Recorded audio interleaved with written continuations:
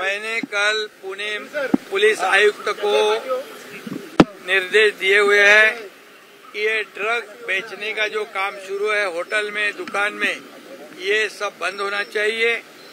ये ड्रग जो है, ये नशा करके हमारी जो युवा पीढ़ी है बर्बाद हो रही है।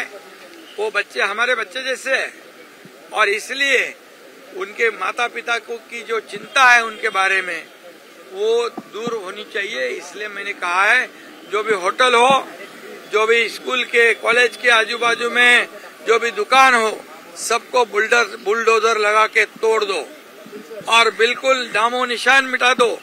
जो जो बेच रहे, पेडलर हो या सप्लायर हो, उनको जेल के अंदर, जेल के सलाखों के पीछे डाल दो, जेल में डाल दो।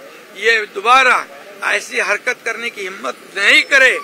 ऐसा काम करने को मैंने पुणे कमिश्नर को कहा है और बिल्कुल इसमें कोई लापरवाही नहीं चलेगी। ये हमारी जो युवा पीढ़ी है नशाखोर होकर हमारी जिंदगी, खुद की जिंदगी बर्बाद करके अपने माता पिता की चिंता बढ़ा रही है और इसलिए ये ऐसे बर्बाद करने वाले जो गैंग है, ड्रग बेचने वाले, उनको हम छोड़ेंगे नहीं, बिल्कुल छोड़ेंगे नहीं। उनको पूरी तरह उखाड़ के फेंकेंगे हम। उसके बारे में भी हम देख रहे।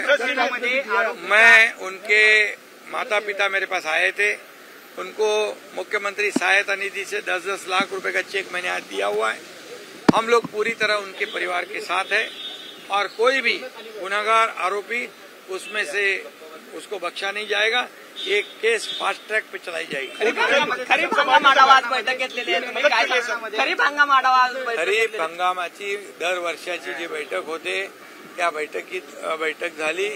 आजचं या वर्षीचं हवामान चांगलं आहे, चांगलं पाऊस पडणार आहे आणि खरीप हंगामामध्ये शेतकऱ्यांना मदत करायची आहे। त्यामध्ये सर्व अधिकाऱ्यांना निर्देश दिलेले आहेत। कृषी विभागाला, पणन विभागाला, संबंधित अधिकाऱ्यांना सांगितलेलं आहे की बियाणं, खतं ही वेळेवर मिळाली पाहिजे। कोणी त्याचं लिंकेज करता कामा नये।